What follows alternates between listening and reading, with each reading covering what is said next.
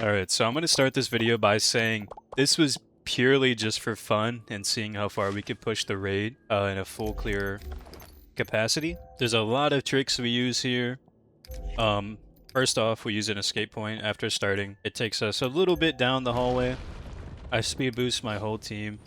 I will be showing my runner POV because it's the most important POV. I'm just running ahead and gathering all the checkpoints for my teammates so they can just teleport to me. Like I said, this is just a fully optimized raid just because, to be honest, we're just a little bored during like the mid-season where we have updates and stuff. There's not much to do. Anyways, you'll see a bunch of skips and stuff here that I do just because of the Liz speed buff. Later in the video, I will show the POV of my teammates and what they're doing while I'm doing all this other stuff.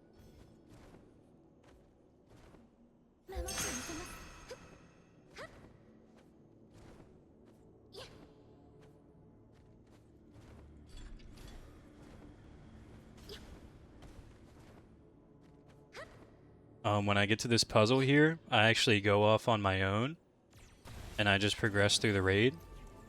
Every time I hit a checkpoint, I tell my teammates to teleport to me.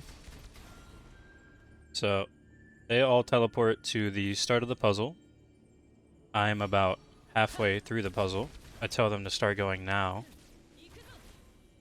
because we can't do it at the same time, obviously. Generally, I'm just keeping my speed buff up the entire time and just running through the raid as fast as I possibly can, so that I can hit the checkpoint before my teammates finish killing the boss. Now, this is a full clear for all of your teammates except the runner. I actually do not get a full clear, because I never damaged the bishop boss that they are fighting right now in the corner.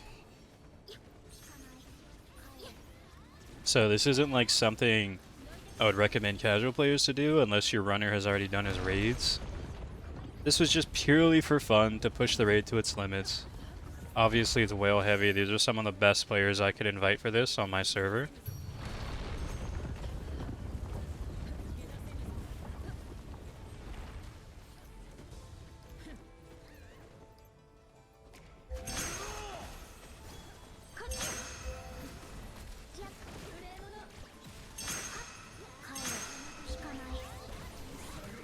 I'm just playing a support role here, doing a solo daisy ult to apply the crit defense resistance to them so my teammates do more damage.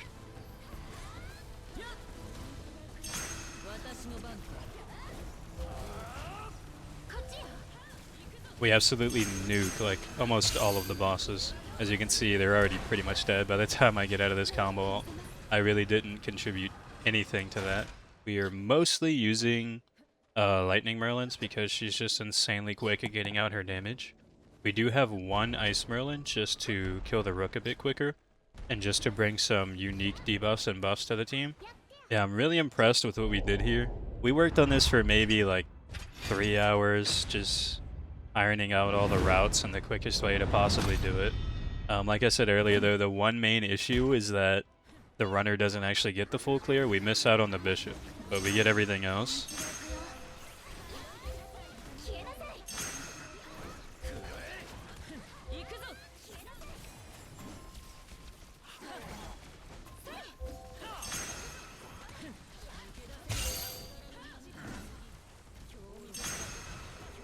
But yeah, we're absolutely shredding the boss's health here. We have so many different unique buffs and debuffs going on.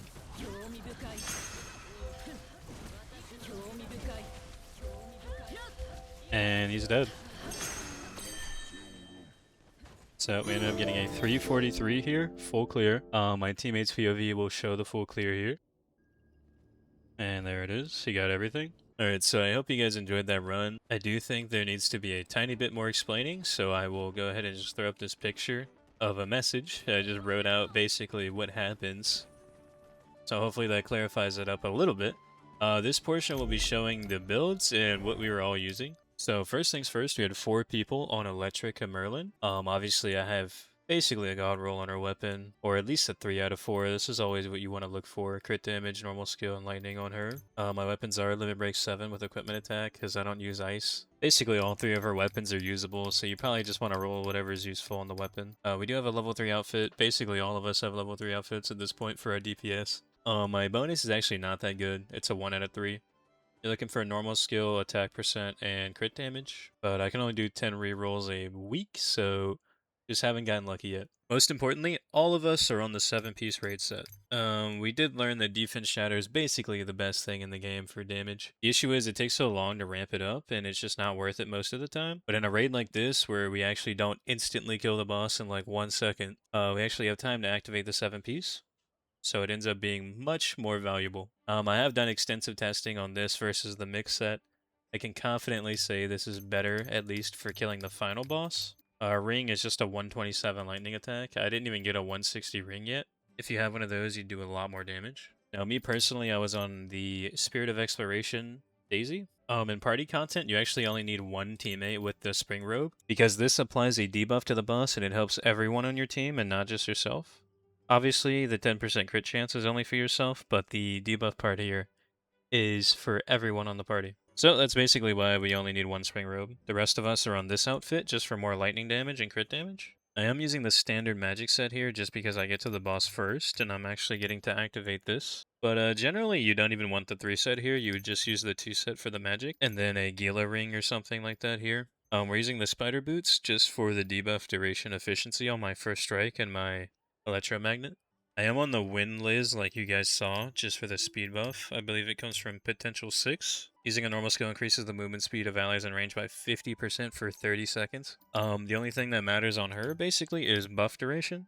As you can see, I have some nice earrings here with almost max buff duration. This adds like 5 seconds to my speed buff, so it's about 35 seconds. We do have this level 3 engrave that actually doesn't even work on Wind Liz, so this is basically useless. And to be honest with you, the rest of the armor is basically useless as well. Literally just using her for a speed buff, and we have the 2 set for some more magic. Weapon roll literally doesn't matter at all either. My Hauser basically never changes. I just got magic on the necklace instead of the 2 set here. You always have 2 options here. You can use the 2 set for the 10%, or you can use just a necklace with magic on it. The absolute best case scenario for magic is if you have a hem necklace with magic on it. That lets you achieve the most magic possible from your accessories. We're just using the 4 set Immortal Watcher for some defense. Once again, the armor on him doesn't really matter. You'd probably want to use the spider boots here. I actually probably just forgot to put them on. I would definitely use the spider boots here. His outfit's level 3. These rolls are literally useless. You'd want magic and debuff duration. Weapon, basically useless, just magic. And first strike. Now let's get into what the unique stuff my teammates are using. So, one of my teammates is on Wind Daisy. The reason he is on Wind Daisy is because at P10, the special attack decreases the enemy's shatter resistance, which is their resistance to defense shatter. And as I mentioned previously, defense shatter is the highest damaging and scaling buff, or I guess it's a debuff you could call it, in the game. It's basically like crit damage on steroids. You just straight up ignore a very large chunk of the boss's defense. So it's almost like they're a world level 1 mob. You basically just hit them through all of their armor. So yeah, this helps a lot. I believe every enemy has 20 to 10% shatter resistance. So stripping this is actually a very large damage addition. Of course, like I said earlier, this is a very whale heavy video. We're just pushing the raid to its limits. I'm just explaining what goes on. I know 99% of people won't go and try to copy this. I just think it'd be a nice bit of content to show the limits. And of course, we did have some teammates on Manny, just throwing her aura down for the extra damage, and just for the extra magic she provides to all of us. If you didn't know, her aura also gives you magic charging efficiency, so that helps the whole team get their combo ults going quicker. We did have that one teammate on Ice Merlin. I believe he was just using a standard Ice team, which is Merlin, Manny, Liz, and Daisy. I don't believe there was any reason for him to use Jericho or Longsword Manny. Since we were killing so fast, we really just did not have the time for that long of a setup. So we cut out that extra stuff and just did what gave us the ability to do damage as quick as possible. Now we did think about experimenting with a lot of different characters. We could have used Drake's staff here to reduce crit defense and crit resistance. His kit also reduces some crit defense on its own. We experimented with Dredrin just for the extra attack on his ult and the extra magic from his kit. This also didn't really work out too well. It was just better for all of us to individually do as much damage as possible. So yeah, we did try to experiment with more unique different debuffers, but it didn't really seem to matter too much, especially in a case where your teammate would be sacrificing their own damage just to provide a buff to everyone else. But I don't know, maybe we just got unlucky with the runs where we used Redrin, but I think either way you mix it up, I don't think it would have made too much of a difference at the end of the day. Also, sorry for the low energy, it's pretty late at night and not trying to be too loud. But yeah, that's pretty much it for the video. I just wanted to kind of like put this out as just a fun little thing. Like a little appetizer, I guess. There's not really a reason to push the raid this hard. I don't think there will ever be like a raid leaderboard, but hey, if they do add it, we are definitely prepared for it. Usually I get a lot of comments on my videos like, oh, this is super pay to win, this is super whaley. Trust me, I understand. I wish I could turn my potentials off, but at the end of the day, I'm playing the game the way I enjoy it. And, you know, for most people, being stronger is more fun. You know, some people don't have that opinion, but it is what it is, right?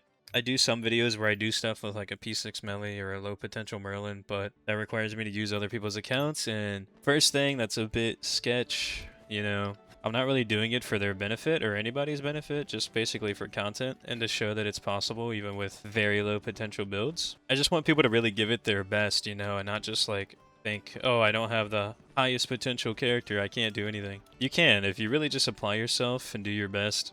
You can do a lot of things in this game. That's why I stuck with it for so long, and I'm probably going to stick with it for at least another year or two. But yeah, back to what I was saying, at least try to be open-minded about this sort of stuff. Like, I am still just a player at the end of the day. I'm not the type of content creator that wants to just keep everything at P4 for the sake of content. I have absolutely nothing against that. It's just not how I like to play the game. You know, my goal at the end of the day is just being a high-ranking player. I have the best Meliodas that I know of for Galland. Usually high ranks and sectors and stuff like that. You know, that's just the type of way I play the game. And it's not for everyone, I definitely know that. But I'm just trying to educate everyone on how to play the game as efficiently as possible. Because this is a gacha game, you know? You have to stretch your money as far as it can go. You know, some people spend $20 and that's a lot for them.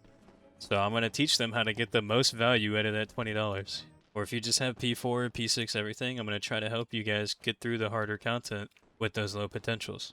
Anyway, yeah, that's enough yapping. I've yapped a lot this video. I'll be seeing you guys in about 2 days for the next sector. It'll be Earth and Light, I believe, which will be pretty interesting. We could use Diane, we could use Daisy, we could use King, you could use Holy Escanor. So I think I'll be showcasing quite a bit of those sorts of teams. Now, I'm not going to build them fully, because like I said previously, I'm not going to just build a bunch of random units for the sake of content. I don't want to completely break my account by putting everything in like a Diane or a King. But yeah, that's it for the video. Thanks for watching. Peace.